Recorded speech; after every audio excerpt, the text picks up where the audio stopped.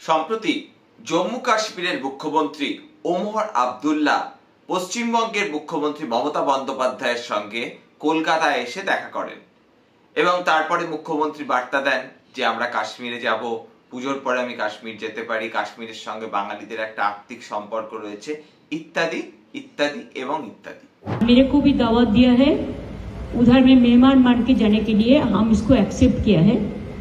After puja festival I will try to be there और जो बात है कि हम कश्मीर को पूरा मदद करने के लिए तैयार है।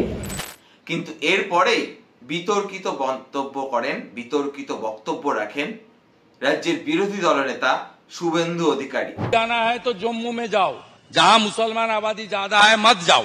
अपने कपड़ा खुल के और सिंदूर देख के चुन चुन के मारा है। हमारा हिमाचल प्रदेश है, जाइए ना। শুনলেন? এটা শুনে তার দলের নেতারাও বলেছেন যেটা কোনো দলের বক্তব্য নয়। রাজ্য সভাপতি তিনি বলেছেন যে এটা দলের বক্তব্য নয়, এটা ক্লোজড চ্যাপ্টার।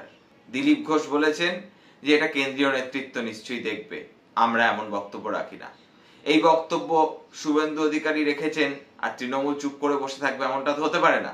তৃণমূল কংগ্রেসের পক্ষ থেকেও সমালোচনার সুর এসেছে। শশী পাজা সাংবাদিক বৈঠক করে বলেছেন বাংলার পর্যটকদের আপনি এই ফরমান দিতে পারেন না। টেররিস্টরা এটাই চেয়েছিলেন যে কাশ্মীরের मेरुदंडটাকে ভেঙে দেয়া। अक्टूबर से पहले तक तो बीजेपी वाले कह रहे थे कि जम्मू कश्मीर जन्नत है और जम्मू कश्मीर ने बड़ी तरक्की की है और जम्मू कश्मीर जो है वहाँ की इकोनॉमी बदल गई, एक नया जम्मू कश्मीर पैदा हुआ है। এটা তিনি কি বলছেন? সত্যি তো এটা তিনি কি বলছেন? আপনি কে? হ্যাঁ, মাননীয় শুভেন্দু অধিকারী, আপনি কে? বাংলার বাঙালির ইতিহাস লেখা হলে আপনার জায়গাটা এই ইতিহাস বইয়ের কোন পাতাতে স্থান পাবে তা কি আপনি কোনোদিন ভেবেছেন? যে আপনি বাঙালিকে কার্যত উপদেশ দিচ্ছেন যে কাশ্মীরে যাবেন না, অমুক জনগোষ্ঠীর মানুষেরা যেখানে আছে, মুসলিম জনগোষ্ঠীর মানুষেরা যেখানে আছে সেখানে যাবেন না, এই ধরনের ঘৃণা ছড়াচ্ছেন। আবার আপনার মুখেই শ্রীচৈতন্যের কথা শুনতে পাই, আপনি আবার স্বামী বিবেকানন্দের কথা বলেন। ভাবতে তো অবাক লাগে যে স্বামী বিবেকানন্দ, যে শ্রীচৈতন্য পরধর্ম সহিষ্ণুতার কথা বলেছিলেন, মানুষকে ভালোবাসার কথা বলেছিলেন, আর তাদের কথা আপনার মুখে, যিনি কিনা মানুষকে সারাক্ষণ ঘৃণা করার কথা শেখাচ্ছেন। নেহাত কয়েকটা বুম আছে, আর যে দলটা এখন করছেন কেন্দ্রের সরকারে আছে বলে তাই, না হলে এইসব আলটপকা মন্তব্য কোথায় করতেন, কোন জায়গায় করতেন? প্রতিনিয়ত বাঙালির অপমান ছাড়া, বাঙালির মান সম্মানকে ধুলোয় মিশিয়ে দেওয়া ছাড়া আর কোনো কাজ আপনি করছেন না। এবং বিজেপির আদৌ আপনি ভালো করছেন না খারাপ করছেন এটা নিয়েও কিন্তু বর্তমানে প্রশ্ন উঠতে শুরু করে দিয়েছে। তার কারণ আপনি যেভাবে টার্গেট করে মুসলিম জনগোষ্ঠী সম্পর্কে মানুষের মধ্যে ঘৃণা ছড়াচ্ছেন, তাতে এক শ্রেণীর উদার হিন্দু ভোটারও আপনার উপর বিরূপ প্রতিক্রিয়া দেখাতে পারে। অর্থাৎ তাদের ভোট পাওয়ার যে সম্ভাবনাটা খানিকটা হলেও বিজেপির ছিল, সেটাকেও আপনি চিরতরে বন্ধ করে দিচ্ছেন। অর্থাৎ 2026 সালের নির্বাচনের আগে আপনি একটা একটা করে রাস্তা বন্ধ করছেন। সংখ্যালঘু ভোট যাতে পুরোপুরি তৃণমূলের দিকে যায় সেই ব্যবস্থা করে দিচ্ছেন তাদের ক্রমাগত আক্রমণ করে।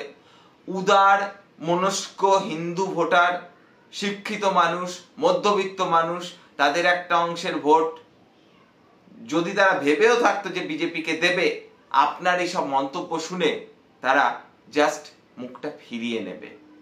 অর্থাৎ বিজেপির খাতা থেকে এই ভোটটাও চলে গেল। উল্টো দিকে তৃণমূল কিন্তু শক্তিশালী হচ্ছে। আপনি আসলে কাদের হয়ে রাজনীতিটা করছেন বলুন তো? এই প্রশ্ন তো উঠবে, কারণ যা পারছেন বলে যাচ্ছেন।